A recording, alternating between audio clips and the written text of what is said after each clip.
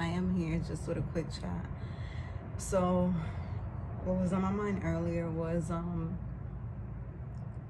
was just sitting here, and I said, let me go through my subscriber list on YouTube, which is something I've been meaning to do for like some years. It's easier to just create a whole new platform and then start with nothing, right? But I was like, all right, no, we're not doing that because the content is on here. So I go little by little, and I'm subscribing from a lot. I didn't have as many as I thought I would, but I still had a lot of like stuff that I'm like, when the heck did I subscribe to any of this? So I unsubscribed from a lot, and in the midst of that, I was like, your life. I feel like the Holy Spirit was ministering to me. Be ye holy, for I am holy, right? You cannot mix what the world is and what is of God. As much as we want to say you can, and as much as we feel like we could partake in the things of the world, you can't, because it's a trap to get you in a place to go back or to open up doors in your life to where you're just never fully delivered from what it is that God is trying to set you free from. So you're always in a state of bondage. And so I'm deleting, and I'm like, but this makes sense as it is. Like, if you're not evolving, really look at your spiritual life, right? A lot was spoken to me today, like way too much. And it's just like, at some point you have to get sick and tired. Yeah, so yesterday I started with Sincerely Shay on YouTube. I was watching her content. She's an amazing young lady on fire for God, and I'm just like, yo, if I was her age and even younger, right? If I would have made the decision to really be like, God, I'm locking in, and not care about anything that was going on around me, and not be self-centered and thinking that I could,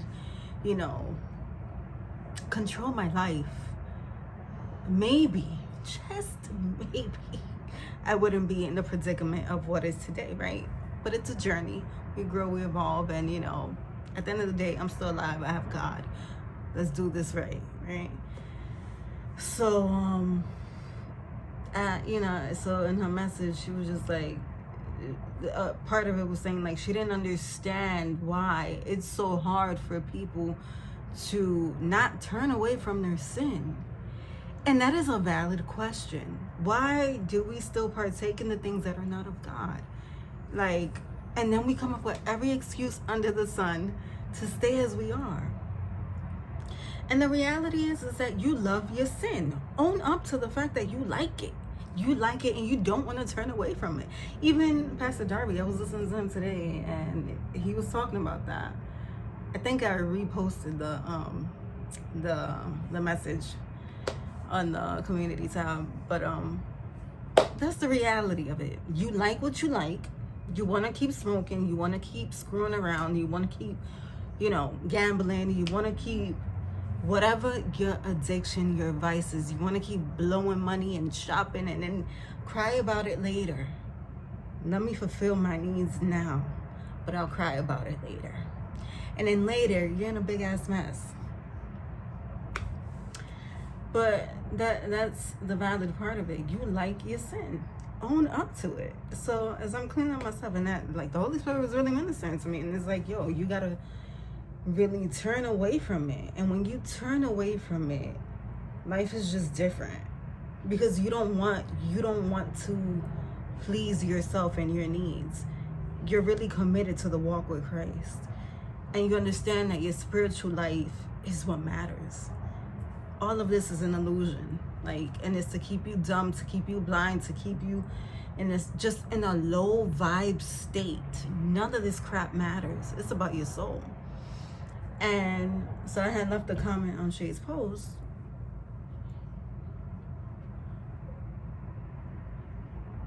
and she was like, no, I was saying that what my wake-up call really was the loss of my mother. To know that the day before her passing, we were all celebrating my grandmother's party, and my grandmother was asking, like, why is Angela not here? And we were just like, I don't know. Like, we knew she wasn't gonna come, but we didn't know what was going on in Virginia and what was happening with her internally. But I already kind of knew she's not coming, you know? So then the next morning, and maybe I'll come on here soon and talk about it, but the next morning, me and my friend, we sitting on the couch talking. We wake up, we're talking. I just so casually ask her, how do you think you're gonna die? What would be the cause of your death? She said a heart attack. I said a stroke, probably for me. 10 minutes later, my brother calls. He never calls. So I was just like, what? But then I ignored it. Then I believe my cousin called. So all my family was out here celebrating my grandmother's birthday party. And so they all came from all the other states, and you know, they were staying with my uncle, I believe. And my cousin calls, so I'm like, what's going on? I'm getting all these calls, like, what's happening? So then she calls, she's like crying almost in the background, and she's like, Lanisha, you gotta come, you know, come, get ready, come now. And I'm like, what's going on? Is this a joke? And then like, so I hang up with her, and then I'm thinking, did my grandmother die? Like, I know she went to church this morning, like, what's going on? Then my brother calls again, but this time it's my sister on the phone. And she's like, Lanisha, mom died. And I said, ain't no way. That phone dropped. I was screaming to the top of my lungs, but that was the catalyst to everything that my life is right now. We don't have time to waste because we don't know when our last breath will be. To know that that woman passed away serving Christ at church, you can't, like, it's poetic. You can't even make it up. But that is how she passed. And I still sit with that. I still sit with the last conversation through text, which was the day before, seeing her in the cat every day. That imagery does not, every day I think about her. And while we're at it, the other day I had like a whole meltdown, and it all started because there was something in the bathroom that was just, it grossed me out, and I lost it. And after losing it, I cleaned up the whole house, because that's my therapy. That's like the only thing that I can control in this moment, just cleaning, right?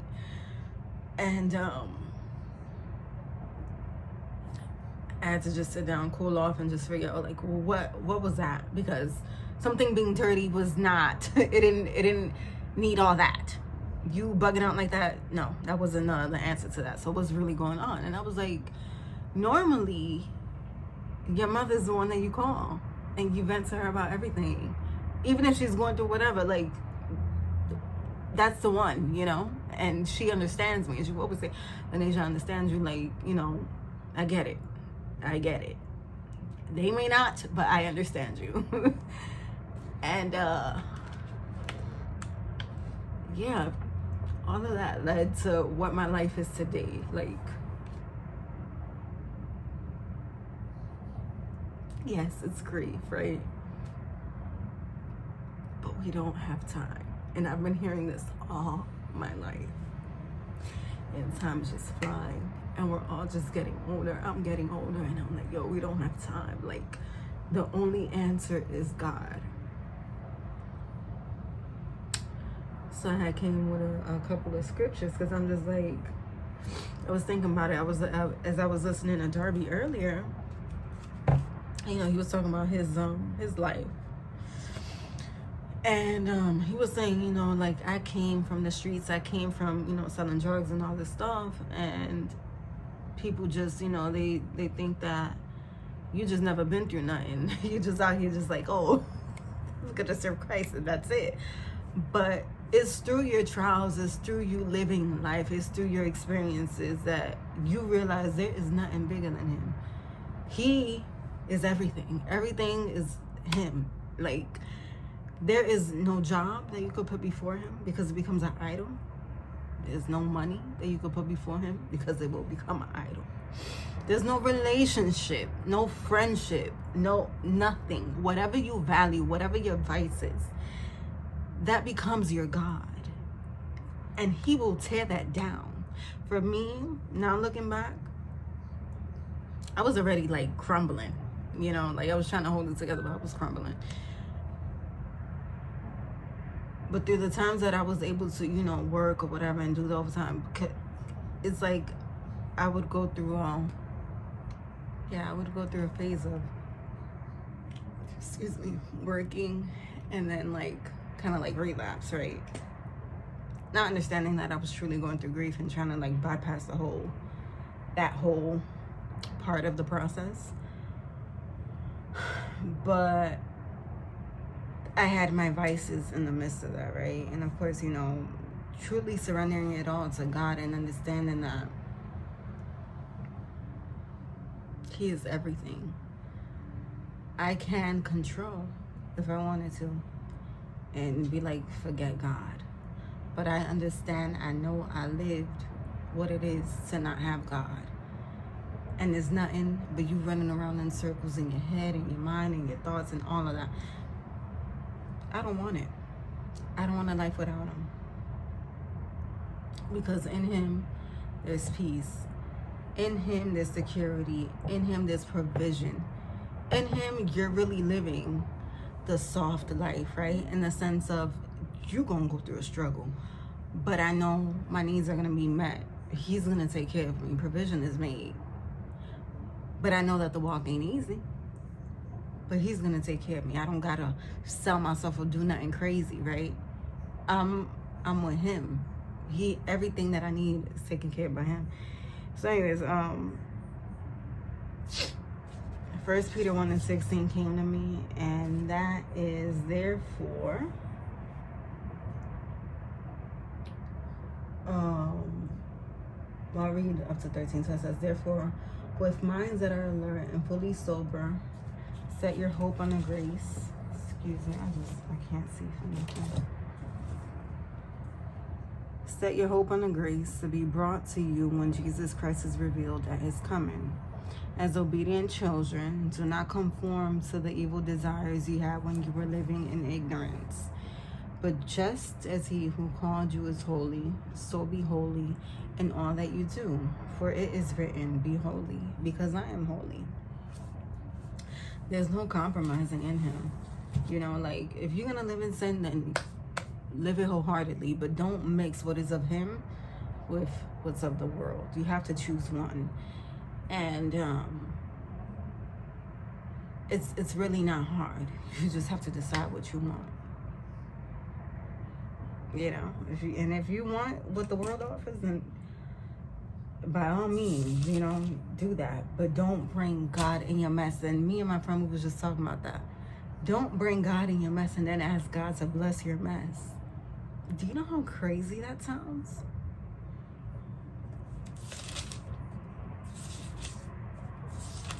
And it's just straight delusion, like. And then it almost seems like the enemy is sitting there looking at you, laughing at you like you're a fool. But 1 Peter 5:8, be sober, be vigilant, be alert, and be of sober mind. Your enemy, the devil, prowls around like a roaring lion, looking for someone to devour. Resist him, standing firm in the faith, because you know that the family of believers throughout the world is undergoing the same kind of suffering. So yeah, the enemy is always looking for a plot. Okay? But this is where you take it all to God. And you resist every form of temptation. It's not of God. It's always of the enemy. And God always makes a way of escape. So, and it's easy. It's easy when you're not outside, right? When you're in your cave and you're hiding with Christ, life is just, it's beautiful. But when you step in the world, this is where the test comes, right? And it shows you your weak spots, where you need to tighten up, right? But I think the point of it all is, if I'm going to serve Christ, every day I'm making my missions to get up, put him first in everything that I do, and just be vigilant. because I know that the enemy hates me, right? So he will send people with masks, right? But I have to be discerning about it. Matthew 6:24. No one can serve two masters. I'm gonna get there real quick.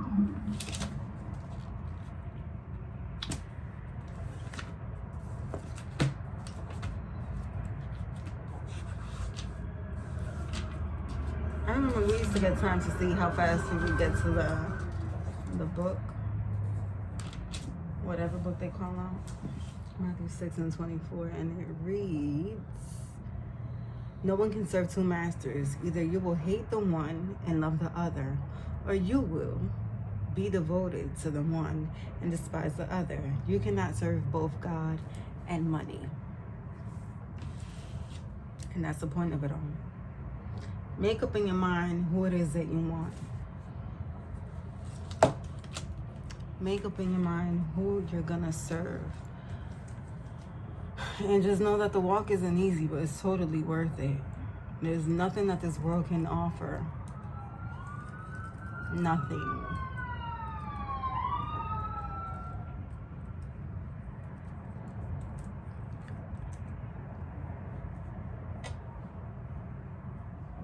Romans 10:9. If you declare with your mouth Jesus is Lord and believe in your heart that God raised him from the dead, you will be saved. Choose ye this day whom you will serve. I guess it's just a call to salvation. Make up in your mind. We don't have time.